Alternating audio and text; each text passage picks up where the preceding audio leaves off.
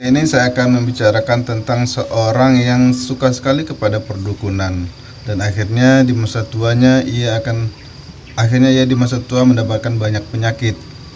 Nah, sebelum saya lanjutkan cerita tentang judul thumbnail saya, nenek tua dan sebuah jimat. Sekarang adalah hari terakhir insya Allah tarawih sahabat semua.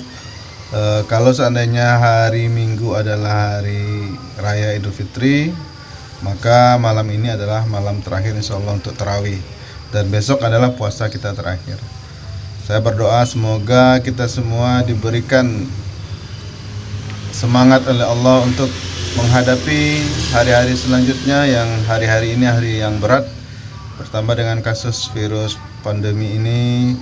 Semuanya serba sulit, sahabat, kita rasakan pada saat ini, baik dari segi ekonomi, baik dari segi ketatanegaraan juga. Sekarang pemerintahan kita juga cukup sulit untuk menyelesaikan permasalahan ini, sehingga terjadi banyak sekali ketimpangan-ketimpangan, uji coba sebuah peraturan-peraturan yang mengakibatkan di masyarakat tampaknya sulit bersesuaikan diri dengan apa yang pemerintah laksanakan. Contohnya, di satu sisi PSBB sudah ditetapkan, tetapi masyarakat masih terlihat lepas bebas di lingkungan masyarakat. Ulama sudah menganjurkan agar sholat di rumah, beribadah di rumah saja, sehingga masjid-masjid lebih terlihat lengang. Tetapi di toko-toko, di kedai-kedai, di tempat tongkrongan-tongkrongan anak muda, semua tetap masih terlihat ramai. Nah, ini cukup sulit, sahabat. Semoga kita ke depan tetap diberikan semangat oleh Allah Subhanahu wa taala, dan Allah berikan keimanan, ketakwaan selepas bulan Ramadan ini, karena sesungguhnya keimanan dan ketakwaan seseorang itu puncak-puncaknya di bulan Ramadan. Jadi kalau di bulan Ramadan saja, sahabat, seseorang itu lalai dalam beribadah, maka diprediksi di bulan-bulan yang lain ia akan bertambah lalai. Contohnya saja, kalau seorang di bulan Ramadan ini bisa mengkhatamkan 1 kali khatam Al-Quran, maka dia prediksi di bulan-bulan lain sebulan Ramadan ia akan sulit khatam. Makanya kalau bisa kita optimal di bulan Ramadan ini, sehingga seminimal-minimalnya kita di bulan lain akan terlihat optimal. Contohnya, kita menghatamkan Al-Quran di bulan Ramadan ini sebanyak 2 kali atau 3 kali. Ya, dilepas bulan Ramadan cukup 1 kali, itu sudah cukup bagus. Oleh karena itu, semoga Allah memberikan kita tetap semangat dan keimanan, ketakwaan selepas bulan Ramadan ini. Berat rindu hati kita ketika bulan Ramadan akan pergi, tapi mau bagaimana lagi, Ramadan tetap akan pergi meninggalkan kita. Sahabat, seorang wanita tua dengan jimatnya. Saya senantiasa mengingatkan kepada pasien-pasien yang datang ruqyah ke Masjid Taqwa Negari Talawi, bahwa agar jangan suka dengan perdukunan, karena itu dilarang dalam agama. Jangan biasa pergi ke dukun, karena itu sering berinteraksi mereka dengan jin. Dalam agama dilarang, barang siapa yang pergi ke dukun, maka Allah akan menolak pahala sholatnya selama 40 hari 40 malam. Dan biasanya, sahabat, ini kecenderungan yang sering saya lihat kepada pasien-pasien yang sering terlibat pada perdukunan. Biasanya orang-orang yang biasa terlibat di perdukunan di hari tuanya akan banyak penyakit, sahabat. Banyak hal-hal aneh terjadi pada dirinya. Penyakit-penyakitnya tidak bisa disembuhkan secara medis. Lalu ketika ruqyahnya jadi sulit, karena orang ini sudah terbiasa dengan perdukunan, yang faktanya akhirnya apa-apa yang disarankan oleh dukun tersebut tidak manjur untuk dirinya di hari tua itu. Aneh-aneh penyakitnya, sahabat. Makanya pada anak-anak muda, ayo kita mainkan logika kita, karena agama Islam ini sesungguhnya walaupun banyak mukjizat-mukjizat yang ada pada agama Islam, tetapi logika harus tetap diutamakan, sahabat, karena agama ini adalah agama yang sesuai dengan logika manusia, tidak bisa diada-adakan.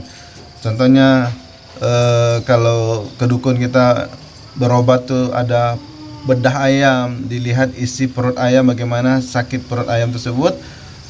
Seandainya lambungnya merah, maka diprediksi sakit lambung kita akan sama dengan apa yang terjadi di perut ayam yang warna merah perut itu. Nah, ini kan tidak logika.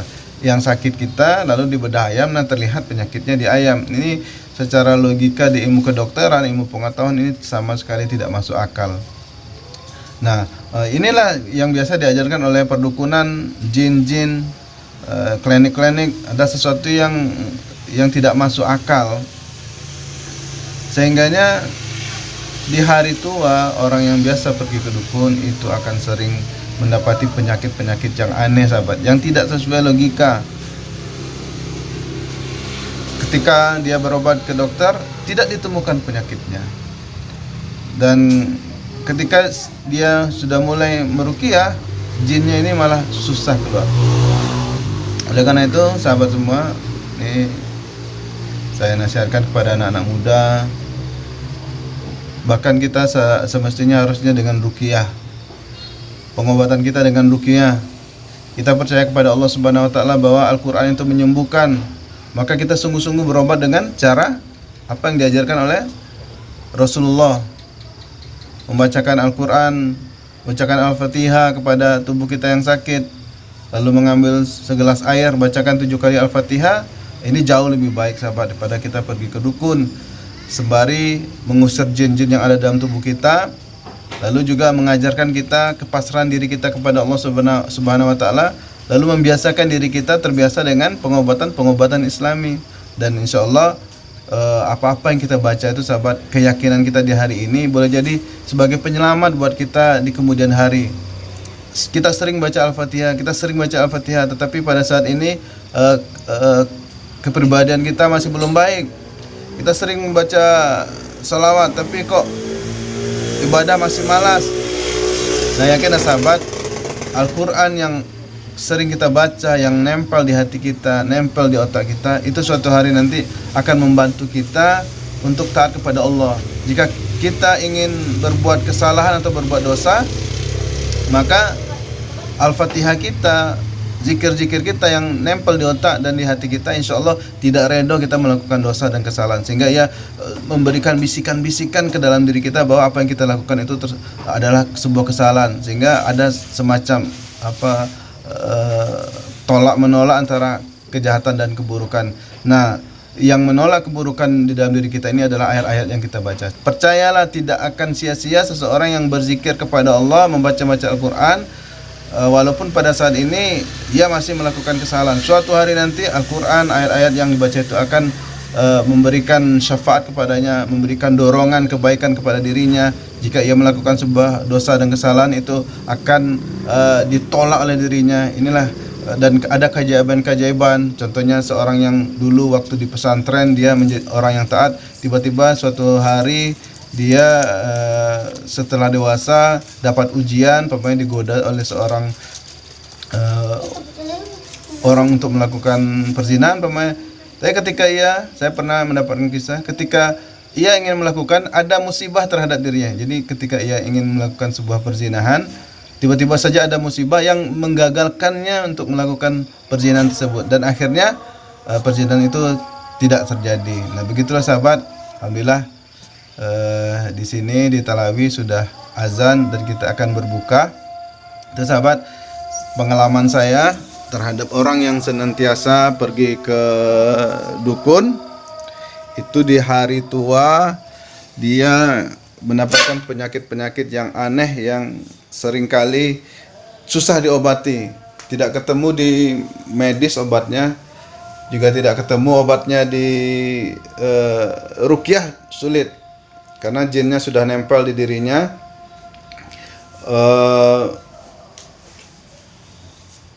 Bacaan-bacaan Al-Quran yang dibacakan ruqyah pada dirinya tidak lagi mempan terhadap penyakitnya, karena di otak dan pikirannya